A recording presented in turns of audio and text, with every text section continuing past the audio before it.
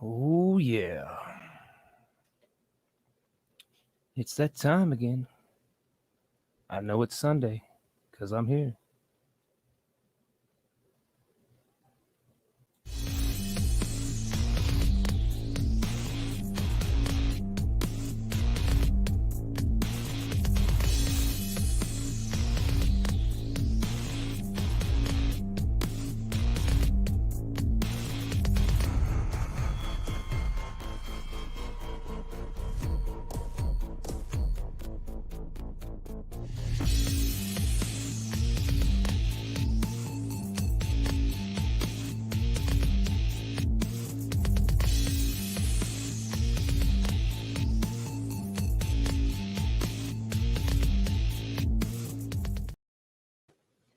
What is up, y'all? It's Sunday. Like I said, I know it's Sunday because I'm here.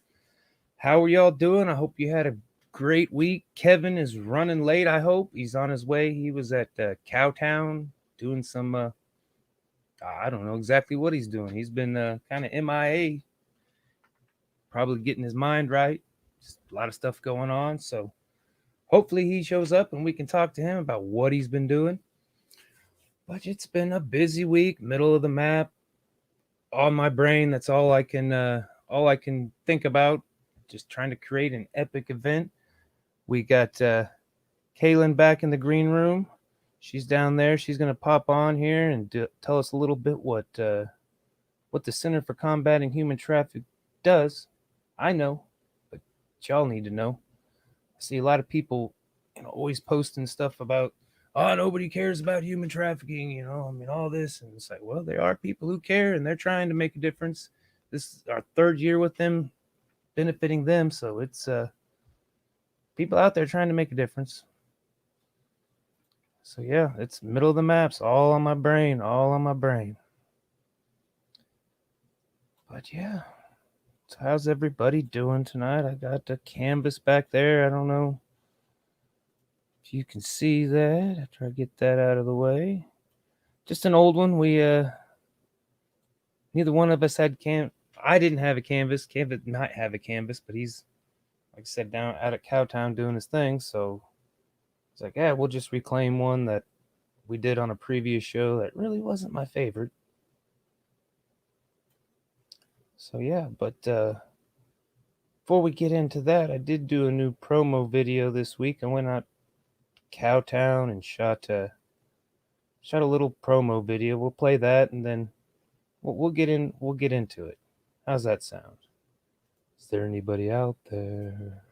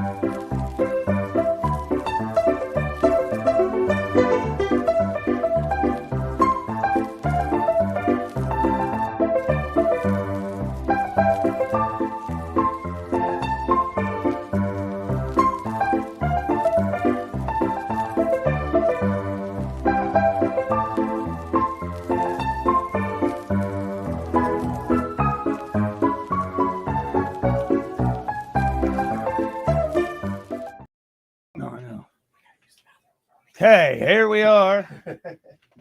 Oh, well, there's not us. That's the painting. Smell Spray paint. You see Kevin, the doorbell rang in the middle of the video, and I'm yelling at the kid, and she's supposed to be on Kevin watch, and she failed. She's not here. I don't know. She's probably outside playing.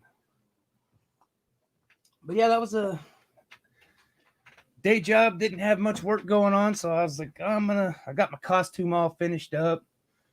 This is the first event that I'm really going out on a costume. Normally just, wear whatever. I'm not a big costume guy, but I had fun. I'm a little out of breath from running to the door. Oh. But yeah, we're gonna get into it. You ready down there? Make sure she's got the thumbs up. We're gonna boom. Hi. How's it going? Kevin made it. Good. Thanks for having me here, Josh. Yes, like I said, this is our third year doing with you guys. 19 we had to kind of flip-flop to meet to get the match, the donation match, I think. Mm-hmm, so our horror ball ended up benefiting you guys, but and I don't know with all the changes you guys have done, I don't know if that's still a thing. No, we can, with your guys' help, we did complete that match in 2019. So yeah, couldn't have done it without you. Awesome. Is that, for this year, is it still available, or is it? No, that was just ended in 2019. So don't have one of those this year, but the dollar still really helps. So oh yeah. Yeah. And I just came from Cowtown, so scoot up a little bit. Get in here. You're a million miles away. That's the reason I'm kind of. When you're a performer, you're constantly performing, and unfortunately, they're still performing. I walked out. Yeah, I did my part and left. Yeah, so. They always got something going on in Cowtown. I was really stoked when we were able to get the event there, because like we were talking before, I'm trying to make this bigger every year. I don't want to just have a bar comp kind of thing and just the main focus be the comp, because there's so much other to do. So have it at a place where there's a lot to do and make a day of it. Yeah. And you got like 20 bands. Oh, I'm in trouble for having the 4 that I got, but I'd love 20 bands. But every year I'll maybe add one until I have 20 bands. But the bands you got are all professional, and they're going to play within your limit. No matter how long it's going to be. Yeah, I've actually performed with 2 of them. So yeah, I've been keeping them in touch, keeping them in the loop, and they're excited, and they're mainly excited because, like I said, nobody. I see posts on Facebook all day long, nobody cares about the kids or the human trafficking. They just care about masks and all this. And I'm like, hello, come to the event. Well, yeah, you putting it out there with Cowtown, I think it's going to definitely step it up if anything. Yeah. And, and I literally just came from the kid event that's at Cowtown now. My version of East Coast cowboy with Yeah. Because all my other cowboy hats are kind of modified for other things right now. I didn't realize I had a full cowboy suit. Well, why don't we let her tell us what how it operates, what you guys do. Mm-hmm. And I think you up first, Peyton, this time, I think. We don't have a theme. I still got to sign that other one. Yeah. Did you not bring your paints? No, because I knew I was running late. No. So I just figured I'd steal yours today. So sounds good. Well, okay. Not like we haven't done it before. No. Go ahead. You guys cut me off or ask questions whenever. I'm happy to answer them. First, I want to say thank you. And we're so sorry we can't attend the event. We're really bummed about that, but we appreciate your support over the years. And I do want to say, we've talked about this too in the past, that the Bearded Monkeys, like, you guys are a great example of community building. It's family friendly. It's around a common interest, and that's really what prevention does look like: building a healthy community. Yep. It truly is. So you guys you're doing your part in your own unique way. So we're really grateful for that. Well, so my name's Kalynn. I'm a licensed master social worker, and I work at CCHT. I do kind of community engagement, social media, and writing. But really what it comes down to, I just get to share about Dr. Karen Countryman Roseworm, our executive director, her work and the model she created along with our staff. She and our assistant director, Allison, train other organizations across the country in our Lotus model, so they are better equipped to walk alongside survivors. So they're a phenomenal team, and I just get to share about what they do. So that's what I'm going to do tonight. So just tell everyone a little bit about CCHT. We are a survivor-founded, led, and operated nonprofit organization founded by Dr. Karen Countryman Roseworm.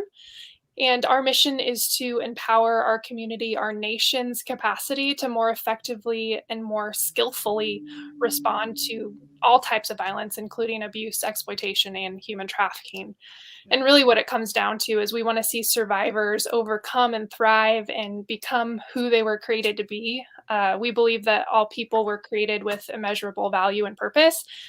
And really our goal is to help them grasp that through the training them on our model. So to give you kind of a glimpse of our reach, since CCHT was started in 2013, we have trained and brought awareness to over 70,000 people. We've provided prevention education to over 8,000 youth in our community, and we've offered support to over 110 survivors. And part of that support has been over $15,000 in educational support. So really our approach is, we want to train other organizations. We've done prevention with youth. We've worked with survivors. We also work on policy and legislation because that's a key part of this as well. So it's kind of a multifaceted issue, of course, and so we need a multifaceted approach. But primarily, we focus our work on consultation and training. Training is so critical. And the reason it is because over these years, Dr. Roseworm has been doing this work for over 25 years. So she's been doing it before, anyone was really paying attention. And we've seen awareness increase over the years, which is wonderful, right? More people are paying attention. And because of that awareness, we've seen organizations pop up without that foundational knowledge of, the lived experiences, without the direct practice experience, and without that research experience. And so good intentions are really great, but oftentimes they're not enough because we've seen survivors harmed over the years just because people are jumping into the work without knowing or understanding what they're doing. And a lot of times those people are pulling resources from organizations who are already doing the work. And then their practices aren't based in research. You have to understand trauma well to work with survivors of any type of violence, because if you don't understand that trauma, then you might not have the best services. So, with any kind of skilled work, you have to do the training and learn from someone and have that experiences before you jump in. So that's really where Dr. Roseworm created the Lotus Emancipation model, because she was seeing lots of these things and she's like, oh, if people just understood and had intention behind what they're doing, we could solve a lot of these problems. So she created the Lotus model. So that is based on her personal lived experiences, her direct practice experience, which again, that's over 25 years of work, and her research experience. So it's really like this trifecta, because if with any issue, you want survivors or the people who are impacted by the issue to be leading.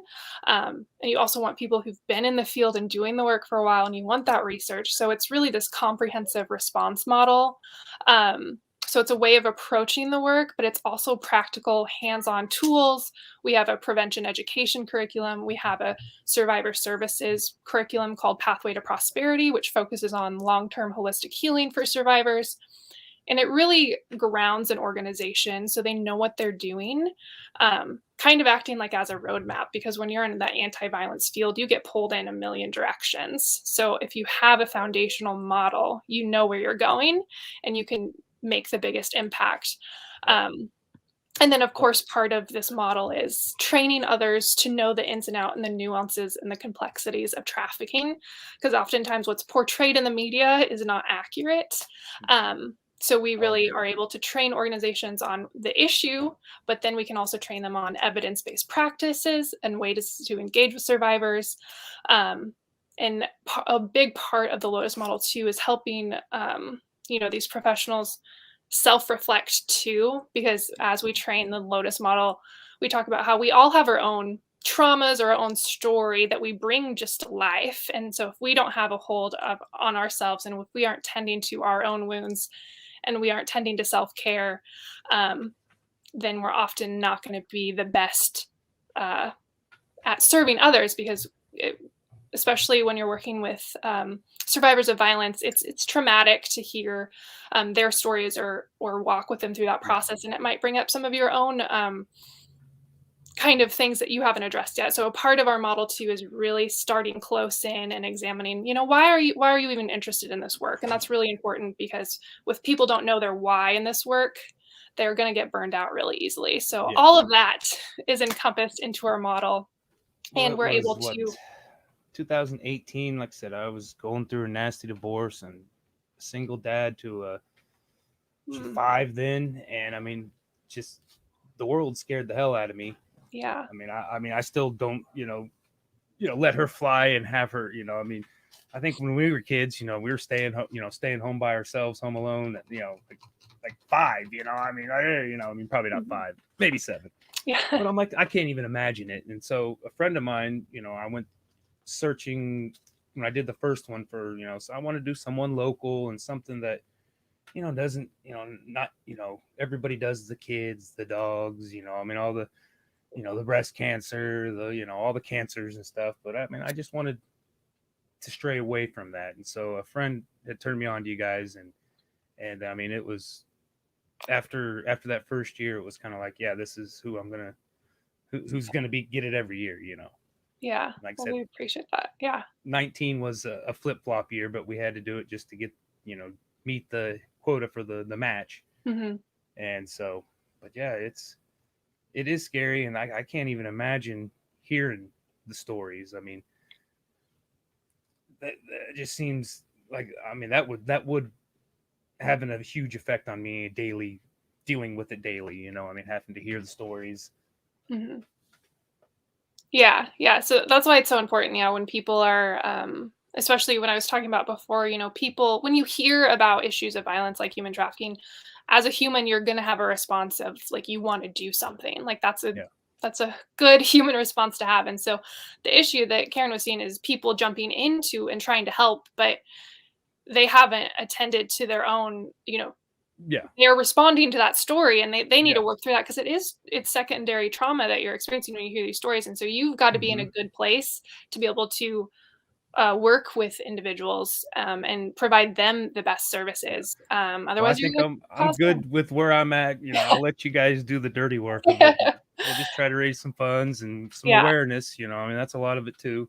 Yeah. I mean, one thing I didn't realize till before, I mean, I got involved with helping you guys was, I mean, most of the survivors ended up in jail, because prostitution laws, they were in jail. They were, the victims were the bad guys, portrayed as the bad guys.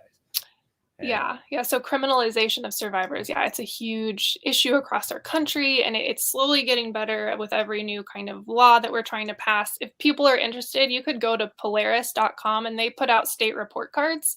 Currently, Kansas is at an F, so we're not doing the best in that.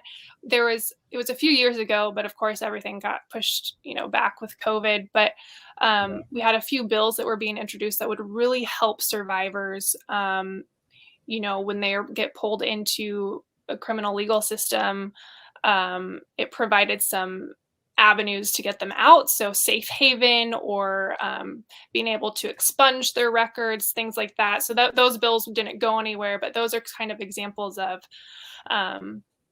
they get caught up in the system that the laws are kind of being tweaked to charge them instead. So for example, federal and state law say any minor who is trafficked should automatically be viewed as a victim. And that doesn't occur often, because when you are trafficked, oftentimes you do what you need to do to survive. So you might be doing other quote unquote crimes because your trafficker is forcing you to. And so then that's how survivors get charged. And really, we're trying to get the lawmakers and the courts to understand, yes, that happened, but we have to understand that they were under the duress of a trafficker, so they shouldn't be charged. It seems like common sense, but there has been this push to prosecute for human trafficking. And so I think that's where some of those charges come from, is because we want to prosecute because that looks really good.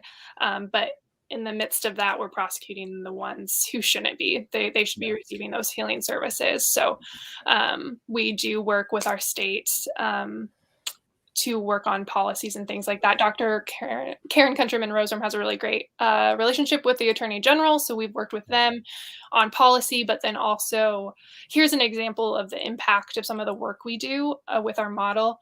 In 2009, the Attorney General, they have victim services grantees who can work with survivors, but in 2009, they only identified 2 survivors. And so we knew that's not the reality, right? And so they worked with Dr. Roseworm, and she created a tool for the grantees to use so we could have better identification across the board. Yeah. And so after the grantees got this tool, I think the next year, 200 or so survivors were identified. So that means 200 more survivors received services. And then every year since then, survivor identification has increased. And I believe last year, around 500 survivors were identified because we created this tool so the organizations could use it and correctly identify more individuals who could have services. That's awesome. It's like we got a fighting dragon over here. I don't know. I just drew a bunch of lines, and that's what I came up with. Like I said, we didn't plan this one. We just kind of just let the brush guide us some days. Yeah. Today is definitely. I saw the gray and I was like, oh, let me see what I can do. And then I go, oh, well, it's kind of looking like a dragon. So I just. I'm gonna slip back and do some painting. Okay.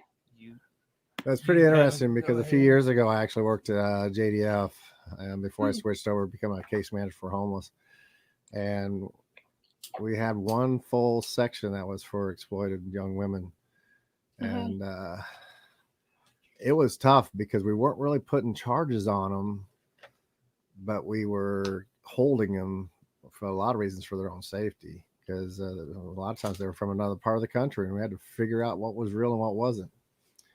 Yeah, that's hard too, because they're hiding their identities because the person that's trafficking has that much control over them.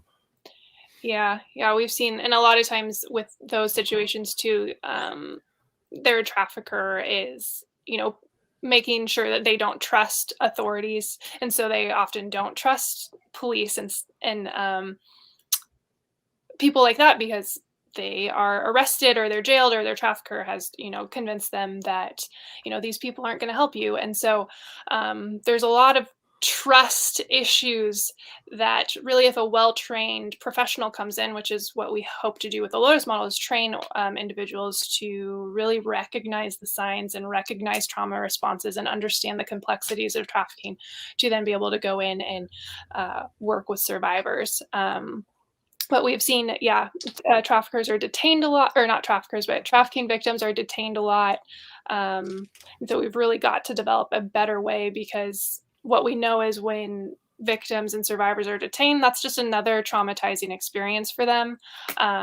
So part of what the work we're doing is trying to build up better responses and ways to intervene in those types of situations. So, like I said, being on that end, it's hard because they really don't trust you. But I think it's like everything, because my angle for everything, I'm a case manager in my real job with homeless and people with mental health.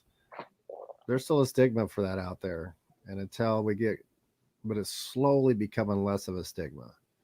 It's going to take time. It might not even happen during our lifetime. I mean, where it's a common thing, but at least we've made steps forward. It's hard to see when you're mixed with it all the time, but if you step back and look at what you've done, because even where I'm at, I work at Crisis here in town, and we're trained on that. I mean, obviously, I'm just a case manager, but we're also the first ones that'll see it, and so then we report it, and then it slowly goes up the chain. Not slowly; it can go up fast, because I've pulled some people out of places that were really, really sad. So.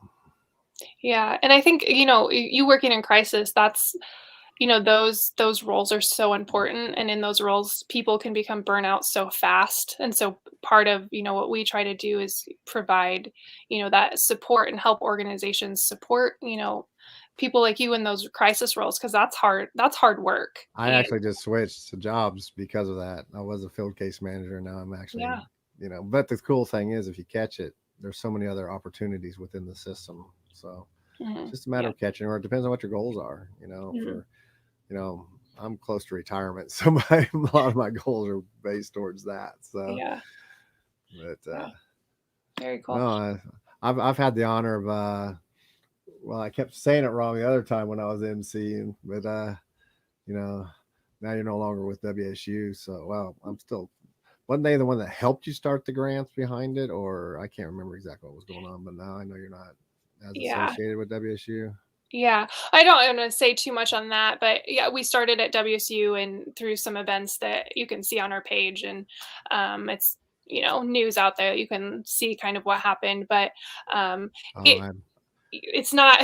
Yeah, we've been through a really hard transition over the last couple of years, but I do want to say on that point, it's kind of helped us see where do we want to go, because I think as people and as organizations, as you go through life, you grow and you kind of transition and you see kind of new opportunities for what you're doing. And one of those areas is, people are so hyper focused on human trafficking, and it is an important issue to address. But what we've seen is, even just with Me Too over the last few years, is that our model can really be broadened, and we take a step back, because if you really think about human trafficking and any type of violence, it's on a continuum, and human trafficking is in an extreme form, but it's all interconnected. And so when we're working on prevention of domestic violence or even sexual harassment and discrimination in the workplace, like, that's all prevention work. And so we've really seen this need to step back and broaden and be like addressing this larger kind of cultural issues as well. Because I don't want to oversimplify it, but oftentimes people ask us, what can we do? And really, it's like, where are you and where's your community, and who in your life can you build up and support? What are you teaching your kids? Do you know your neighbors and like the kids in your community? That's all part of this work, and it's more long-term, harder work. So it's not just kind of I did this and I helped, but it's how you show up in your life, and that's key prevention work. So we've just really seen that need. Community, it all starts with the community. Yeah, absolutely. Yeah. So yeah, and yeah, it's hard, because when you're talking with it, you're also talking about a lot of other issues: drugs, absolutely, there's prostitution, there's homelessness, there's burglary, there's battery, there's boom, boom, boom, and it just adds up.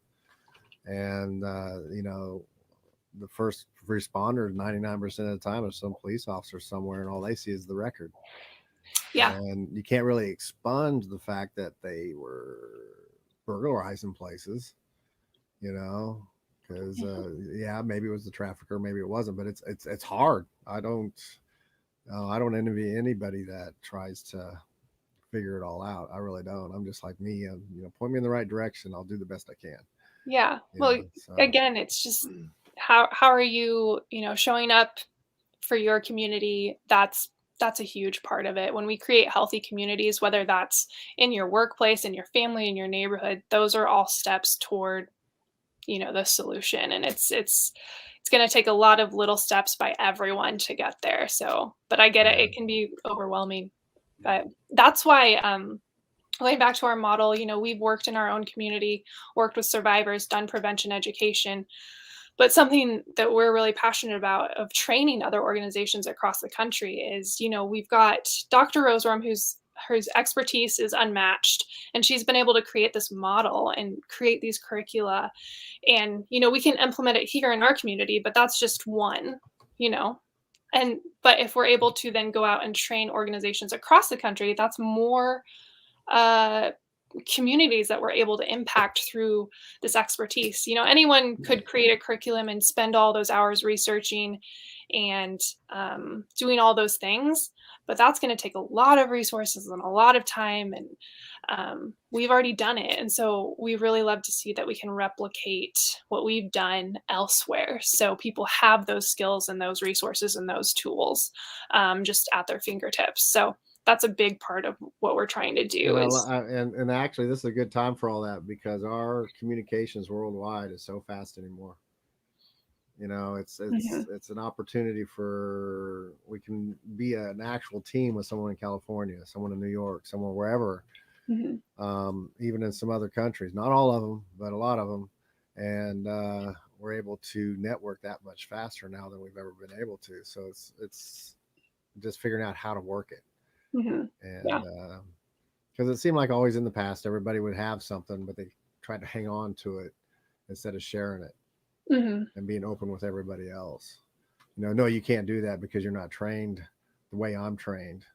I'm not saying what you're doing is not right or wrong. I'm just saying, okay, fine, then let's share what we got so we can make it that much better. And I've been in the field for over 20, so that's always been the biggest issue is too many places just holding it too close to their own chest and saying, well, no, you got to be trained like us. And it's like, why don't we share the training and, experience all of it together so we can make it that much better, and the networking, because that's the biggest thing is when you have somebody that's actually in the human trafficking or like the Amber Alert. It's been really effective. It could be better, but it's actually been really effective, and that's a big part of it. There's a lot of things out there, and I'm more of a in the dirt type of recognizing and bringing in the right people. And even Wichita, we're a little behind, but we got the hot teams, and we got the ICT one. Unfortunately, there's only one. Do you know who they are? No, I don't. There are 3 people. One of them's a case manager or a therapist. Another one's a police officer. Another one's EMS or someone with the fire department. And they actually will go to extreme responses when there's like a lot of calls on somebody for, this one's mainly in mental health, but a lot of the mental health turns into, like you said, what you're dealing with is human trafficking. And so, but there's only one team that does this. Yeah. And in the size of Wichita, we need about 10. Imagine. Same with the hot team. There's only 3 people, the homeless outreach team. And they're trying to train the cops on the CPI stuff and mental health and all that kind of stuff, but it's really hard to, when you got to police up areas too and stuff like that. So, I've been on the streets for 7 years and JDF and JRBR for 16. So, I've seen what you're going through. Yeah, and I got to admit, at the entry level, you're kind of frustrated with the administration and all the top dogs. It seems like the information is not flowing down. Yeah, that's what I mean. That's what I mean about people holding it to themselves. It's like, yeah, I got the training, but you don't. It's like, okay, well, then why don't I? Or why can't you involve us in what we see daily? When we had those girls, we had 15 girls. All of them were from the human trafficking when I was there. And I knew not all of them had to be as guilty enough to be locked up. They needed something more than what we could provide them. Probably a mental health institution, probably. Lots of trauma counseling, and but that's a key point that you just brought up. The administration and top down, a lot of what we see, in any field is the power differentials of working in an organization, and like the systems that are in place are often just, we're not giving the information to the people who are in it, like you said. And that creates issues and frustration and burnout, and it's not a healthy work environment. And if we were able to be more transparent, like you said, and share more information, then we would be able to work better and do better services. And part of that too is what we've seen. Dr. Roseworm teaches and trains a lot on leadership skills, because oftentimes people in entry-level jobs, you don't want to rock the boat too much because you need a job. But she has worked a lot about training people to use leadership skills in their own, whatever that looks like. That's actually a fault of getting your college degrees too. I've seen too many people because they've got their masters and doctorates, but maybe never been a leader ever. And all of a sudden they're a leader, but they don't have the leadership skills. Yeah. And I got a lot of degrees, and 3 of them actually, and real close to a master's, but I changed after I went to my last time to combat. I said, I'm tired of school. 6 hours away. I could finish, yes, but I'm not going to. And none of it was ever leadership skills at all. All my leadership came from military, and realizing that people don't work for a paycheck. People work to be satisfied with their job, and that's the ones that are going to stay around. And the pay does help, don't get me wrong, but you can be underpaid a little bit. And if you really like working for who you're working for, your boss, they're going to stay around longer. And there's a lot of leaders out there that don't understand that. Yeah. I'm really glad you brought that up, because that is something that we are focusing more on, that leadership. And, there's a lot of great professionals across the nation, working on this issue. And it's just those leadership skills need to be really developed, so they're able to bring up issues when they see them, and then also working on healthier work environments. So when those individuals bring up, those issues they're seeing, that they are not fearful that they're going to lose their job. So leadership has been a key kind of new interest of ours. Dr. Roseworm, actually this year, she was hired by the Human Trafficking Leadership Academy. It's a federal kind of project that she was actually on it a couple of years ago. It was Indigenous survivors and leaders who were working on the issue, answering the question, how can culture be a protective factor for Native youth? And so they put out a whole report on that. But then this year she was hired to help develop and build up survivor leaders. So there are survivor leaders in this group, and she was really building up those survivors, or not survivor, but those leadership skills for those survivors, so they can go back in their community, because we want survivors at the forefront because they've lived through it. And we really need their expertise, not just their lived experiences, but their professional expertise as well. And so Dr. Roseworm was part of focusing on building up those leadership skills, so survivors can go back and make a bigger impact where they are. So that's leadership is really something that we very busy. That's for sure. She does. I was hoping to have her judge again this year. She judged and competed. I can't remember which one. Like I said, it was all a blur. But like I said, it's I've been trying to find a worthy replacement, to say the least.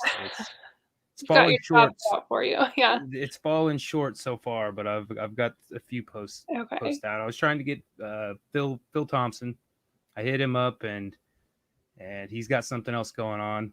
I was like, dang it, my boys loved the Phil and Hank show. I mean, growing up in Wichita, I mean, if you don't, if Omar didn't know who, I was like, Omar, put your head out your butt sometimes, man. Yeah, the longest running DJs. Yeah, exactly. I mean, so I was shooting, but he couldn't do it, but he ended up making a nice donation for a raffle. I got to go pick it up tomorrow.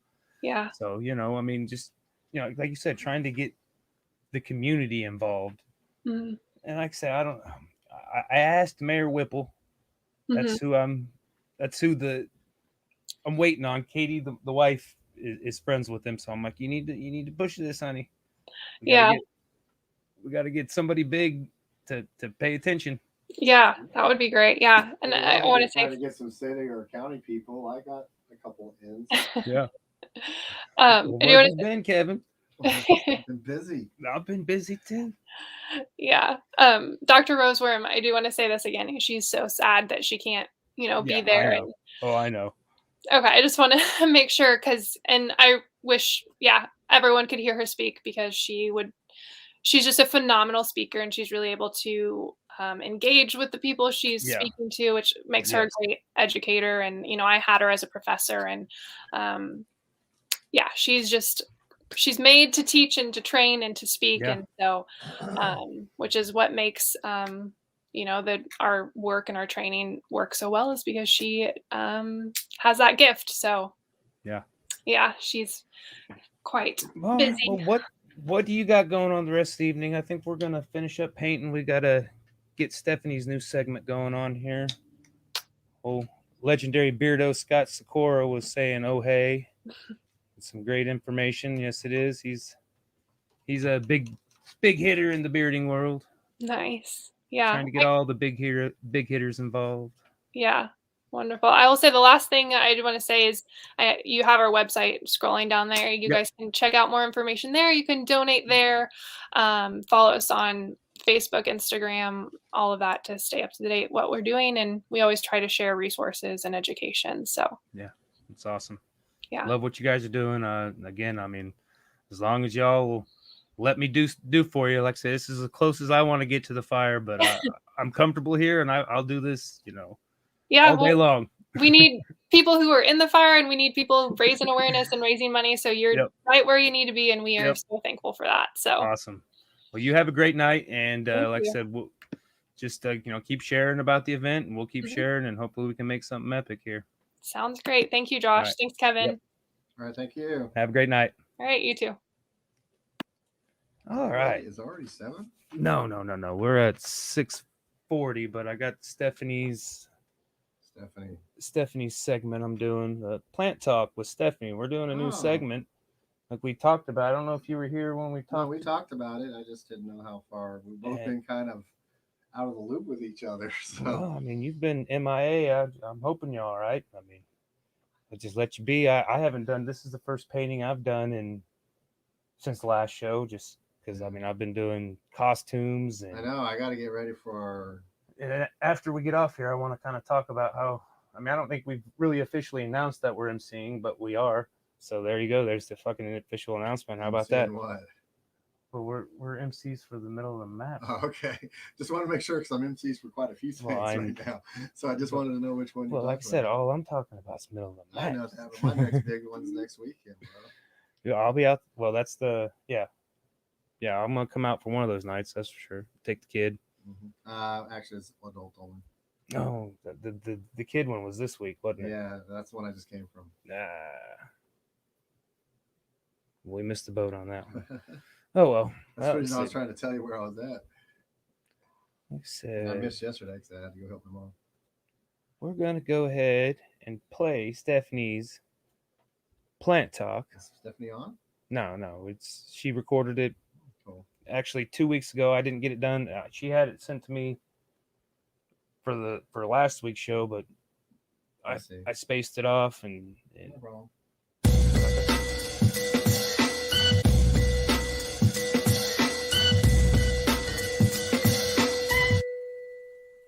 Friends, Stephanie here. I was just gonna go over a few basic tidbits on basic houseplant care. As you can see, I brought the majority of mine inside already. I still have some outside as well as a full greenhouse. If you're looking to purchase any, I do still have extras available. Now, my first tip, and basically the most important tip that everybody needs to know, especially for your basic houseplants like the pothos or the spider plant, is do not overwater. And I struggled with this a lot when I first started with my plants, because we want to take care of them, we want to nurture them, and we want to give them attention, but overwatering is not it. So basically, you want to make sure they completely dry out in between waterings. You need to let them dry out. Think of it this way. Whenever you go swimming, do you like to walk around in wet clothes all day? No, nobody does. So the plants don't like to be sopping wet all the time. They need to be able to dry out in between waterings. Otherwise, you will put them at risk for root damage. And that's how a lot of plants meet their fate. And make sure all your plants have a drainage hole. Very, very important. You always need to check for this. And some places that sell their pots, especially the fancier ones, don't have drainage holes. So you have to check for that every time. Especially whenever you're, repotting and you're putting it in a new pot, check for those drainage holes because that is very important to have. You will drown your plant out if they don't have the drainage. Now, as far as watering goes, I'd say since my plants are inside now, I will probably only need to water them once every 2 weeks. Obviously, when they're outside in the summertime, that is drastically different. They'll need water every day to every other day. But inside, during this fall season, probably once just every 2 weeks. Here are some of the plants I have for sale. Just a few. Like I said, my whole greenhouse is full, so I got plenty more. So if you see anything you like, just let me know.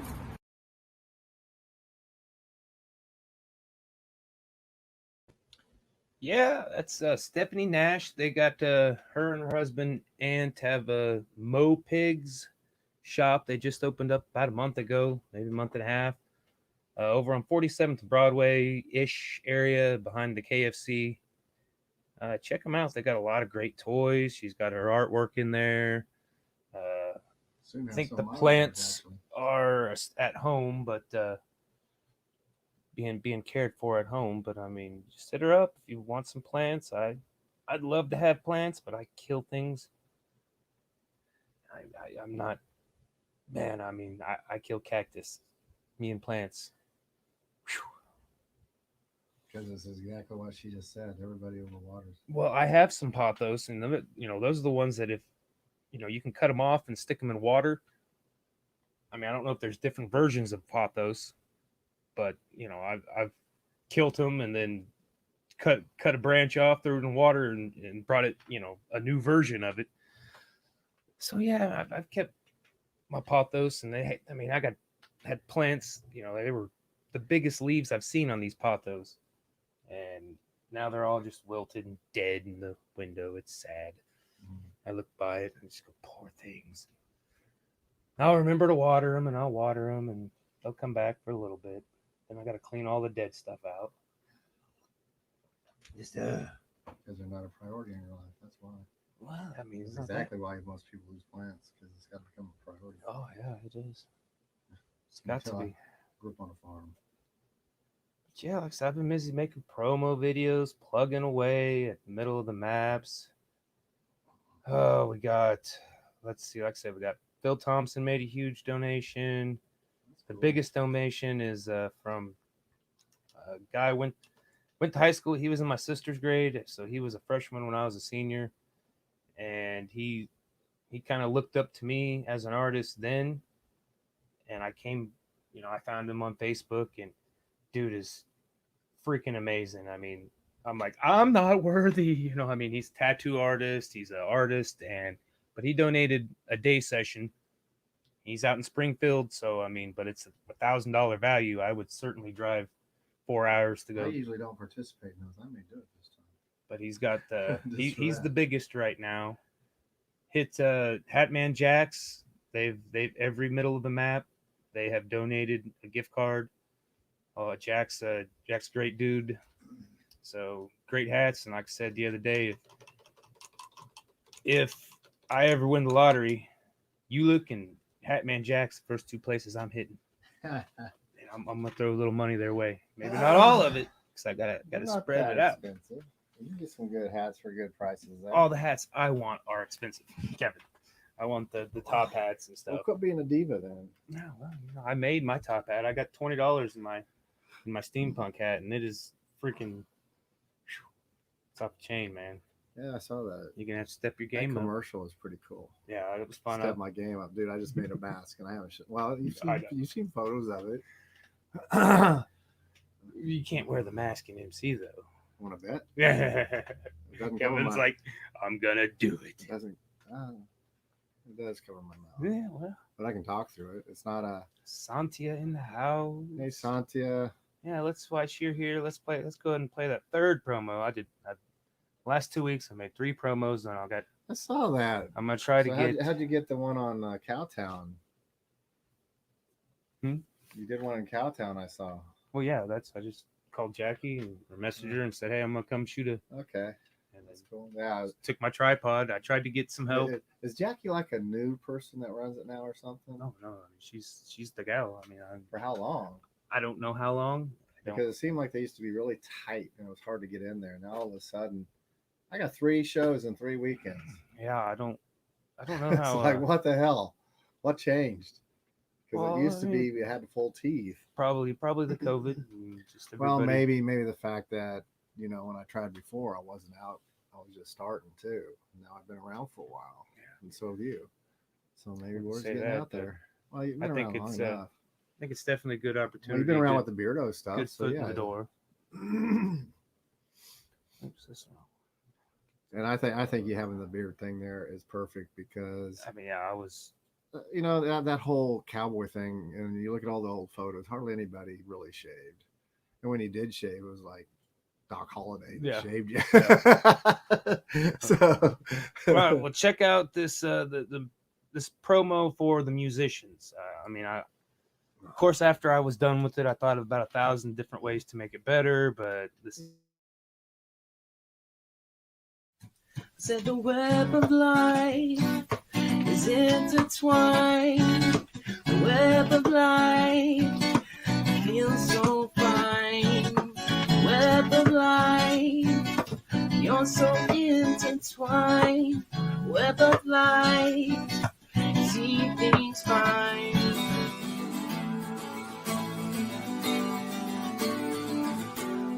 My love that will live, that shall be dead.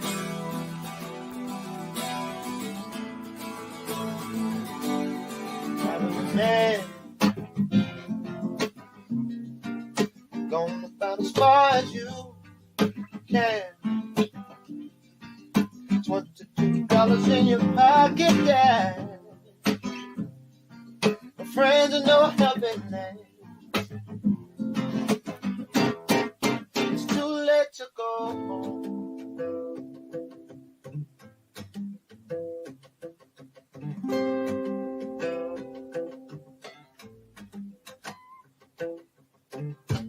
If you would, could you, for the sake of my sanity?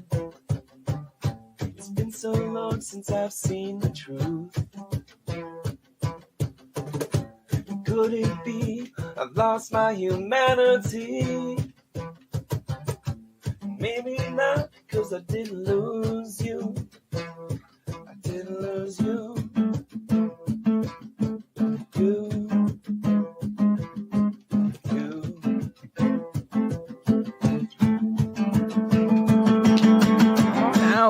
Listen to these guys live. I thought about it. I should do the commercial for my part if I'm out.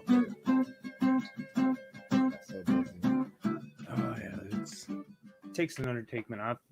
I've started using every video app editor that I've got. There's some things that on the computer that I like. There's some things on, like I use CapCut, UCut, Motion Leap, apps on the Pixar. And no, I mean, there's things I like to do and effects that I do. CapCut really does a lot of awesome stuff, but the majority of it I do on the computer, just hand, and then I'll throw it into CapCut, throw a little sound effects or little video effects. Things you like certain things. Okay. I mean, there's some of them, like say the littler ones, the ones that I don't post on YouTube. So outside of you doing my t-shirts and my patches and my posters, I need to hire you to do some video editing for me. Yeah, I mean, I don't even know how to price that, but that's been I'll sit down and throw a price at you. Like I said, I need to get. I got a lot of footage that I can send you and you can do something with. But right now, my band situation. Yeah, I'm gonna have to come up some package deals, for you guys that are keeping me busy. You and Imlodi. Yeah, he's keeping me busy. He's a good dude. Have you met him personally yet? No, I just saw him on that one show. I couldn't make it because of performance. Yeah, he's a good guy. He's doing DJing and just because doesn't he do something of the dub or whatever he called it, or he was involved with them and he liked them. I forget what they're called. Yeah, I can't remember. He's just what this weekend had a corn maze turntable in the middle of the corn maze kind of festival thing, and he said that one turned out pretty good. But Hansen was on here. Yeah, what were we talking about? We didn't. How long's Jackie been there, Hansen? That's what Kevin was asking. Yeah. You would be the no. Hey, great Hordeless horseman thing. You being like pretty much one of the main characters. That was good. The horseless headsman. He wasn't the headless horseman or whatever. He was I don't know. I think he murdered Ichabod Crane, man. They hinted at it. What's he say? Excited to be Sandia. Oh, that's her. Yeah, it's going to be a great show. I mean, a great event. Like I said, my favorite part is definitely going to be the music. And like I said, MC, we're going to have to kind of set the pace because I'm already in trouble for it being longer than a normal beard comp. And I'm like, I want this to be more than a beard comp. So we're going to shuffle people through. And you can't rely on, and you can't really set times because what if we get 100 competitors? Yeah. or if we get 500 competitors. And you can't rely on the good old what worked, because to be honest with you, a show's gonna whatever happens at a show is gonna happen. There's no controlling it. No, I know. But you can control the time somewhat as Like long I as said, you manage.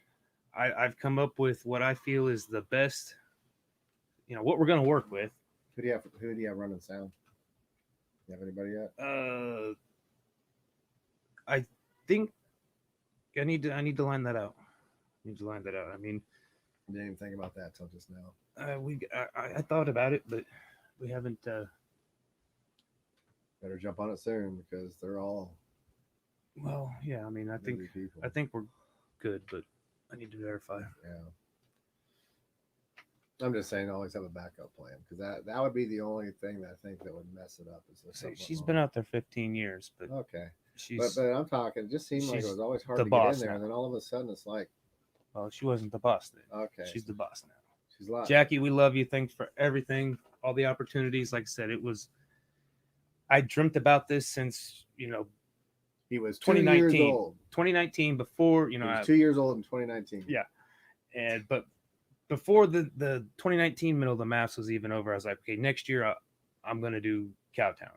But of course, I remember you talking about it. Yeah, you really want to get to Cowtown. And I messaged. I think a lot of us were like, "Good luck, man." Yeah, I think I emailed her. I had Ted Fitzmeyer. He used to gunfight, so he was kind of my in.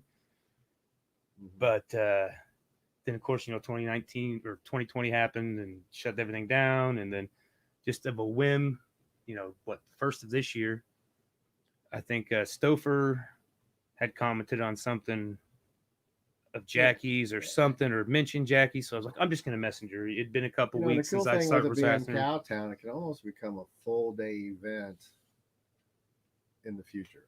Yeah, well, where, and it can be more than, like you said. Well, I mean, but your part of it is just part of it. Yeah, I mean, because you got a historical thing out there, and it's really cool. And I went around the buildings again, and we did that hobby horse rodeo today. That was kind of fun. And just a reminder, next week, 7 to 12 on both Friday, the 29th, and Saturday, the 30th. From what I understand, it's adults only, but I'm going to be there, and I'm going to bring along Captain Spaulding and possibly Fish Boy.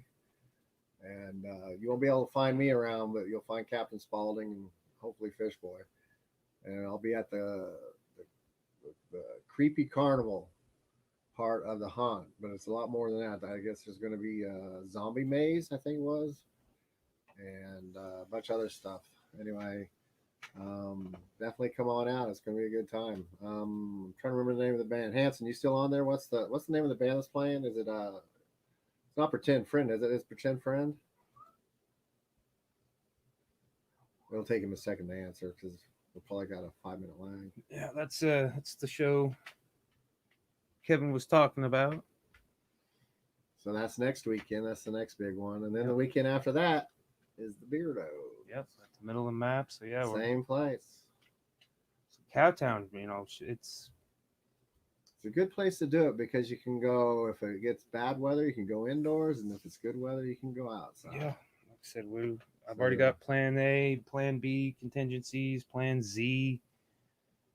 Pretend Friend indeed is who's playing there next weekend while at the Creepy Carnival. What's the Creepy Carnival? Is just your portion. Yeah, that's just my portion is the Creepy Carnival. He showed me a map, and then of course I paid attention, but really only on mine. Ghost Town at Cowtown, 18 and only, 15 acres of stairs. Yeah, there's a bunch of different sections, like 5 it looked like. And from what I understand, they're actually going to have the bar in a different spot, probably where the band's playing or something. I don't know. Yeah, I don't know. They're opening it up. That's all I know. I'm sure there's going to be possibly all kinds of weird contests and stuff like that. But Captain Spaulding will be available for photos. There's going to be a photographer there. I think she's going to bring some of her backdrop screens. And if Fish Boy's there, you guys can always become Fish Boy. Not sure if Fish Boy will make it or not. We'll find out. Well, we kind of quit painting this last half of the hour, but We gotta kind of let it dry because when I started hitting it with the we teeth, we gotta let dry, and I got middle of the maps on my head. yeah, that's all right. We You know what? gotta I think we're having more success slowing our stuff down and Yeah, I mean- working on it a couple of shows at a time too. So what? If it's done, it's done. If it's not, it's not. Did you see which one got scrapped? Uh-uh. Okay, well I won't tell you. No. It's none of our favorites. I'm looking around. It didn't I even. was hoping it was that one, to be honest. Is that one ready? I mean, It looked like a turd, not a potato. I agree, but Yeah, I didn't want you. I want to work on that one more. I kind of like. I mean, I after know. we did it the second time, I liked the second one better. Yeah, And like I said, I think we'll take them. We'll take it them wasn't with our us. alien. No, the Jazz Alien one sold, didn't it? Yeah. We ain't had a sale. I mean, I haven't had an art Was that sale. the Dancing Squirrel one? No. It was the Dancing Squirrel was one of the biggest ones we've had. Yeah, I can't even remember that one. Which one it was? But we're going. We'll Must tell have been, him. must have been a face of some type. What? Wasn't the robot one, was it? No, I don't know. Everybody likes that robot Yeah, one. the robot. That robot one works. Yeah, I mean, I like where this one's headed. I think it's almost done. Just a few touch-ups Yeah. here and there. Doesn't. We may finish it up off camera. Or we may come back. See, next week is Halloween, right? Are we doing I don't know. Are we? Should we? Sunday? It's Halloween. No. Yeah, probably not. We're probably not going to be on Halloween. No. So no show I'm probably next going to be week. exhausted anyway. So Yeah, and I would presume that after to be honest with you, I got the middle of the map, so I got to next do 2 a weeks. final, and Final Friday's next Friday, so I got to get a. You already got one. Well, I haven't finished it. It's still sitting You're there. gonna freaking finish it for the show. It'll be perfect. Yeah. Yeah, I'm doing a different medium this time. I'm gonna try to finish it. I'm gonna do a It'll be smaller, done. different medium, and it doesn't. As most people know, I'm pretty fast, but this one's gonna take me a little bit of time. So if I work about 30 minutes to an hour every day, I should get it done. I got the sketch outline done, but it's Snoop Dogg Final Friday at the That's next Friday, right? next Yep. Friday. It's at Barleycorns. Hey, cool. Go to Barleycorns now. Robin's artwork. Oh my God, it's phenomenal. Yep. I watched her do 2 pieces, and I'm like, oh my gosh, I need to up my game. And I don't necessarily She's a need to up my great game. artist. I need to get back into some stuff I used to do. And when I saw her doing that, it reminded me how I missed it so Yeah. much, because she does a lot of mixed media Oh, as yeah. she's painting. Oh yeah. And I do a lot of mixed media too, but not at the level that I have, but just haven't done it. And she's kind of re-inspired me just watching her do her thing. I wish I could afford her stuff, but I got to win the lottery to buy everybody's stuff. Some Yeah. people, the price Right. range is right for her, and I got a hold of other people's stuff. Hell, I don't even think I have any of your stuff. Well, I got some of your other stuff that I've commissioned. Yeah, we got. In fact, well, good thing you said that. Where'd they go? I got. Remember all them prints we did of your one of your commissions there? Oh yeah. The undead rejects. We got. Oh, you want me to put those at my table? We can't sell them all right here. I don't know how many we got here, but these are. Me and Kevin are splitting them. We're hungry. We got paint to buy. I got I got- paint to buy. I'm not hungry, as you can tell. Actually, I'm starving right now because I haven't eaten all day. But yeah, if you don't buy them now, I don't know if they're on the site or not, but $20 if you want one. $20, $10 each. Split them.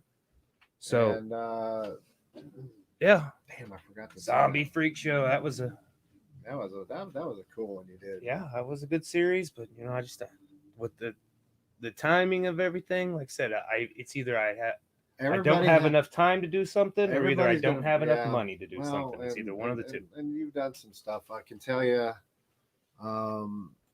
every time I've ordered something from you, I don't have to wait. I don't do huge orders, but I do enough to at least pay stuff for you. Yeah, so. flyers. Like I said, I'm pretty fast on flyers. Something I Mhm. enjoy.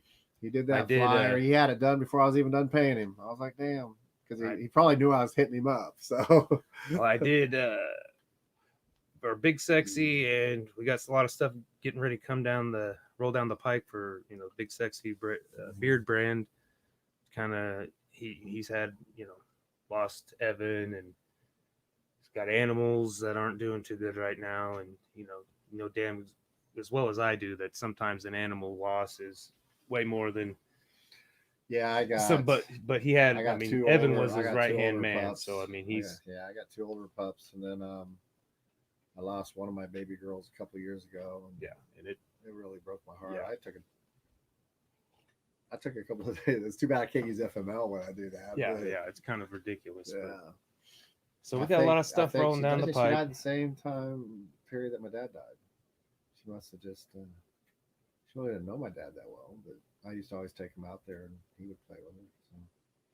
So middle of maps, we're gonna get off here, but we got a lot of stuff going on. We got And two Cowtown gunfights. and Cowtown Haunt, like I said, what do you say? 20 acres of scariness.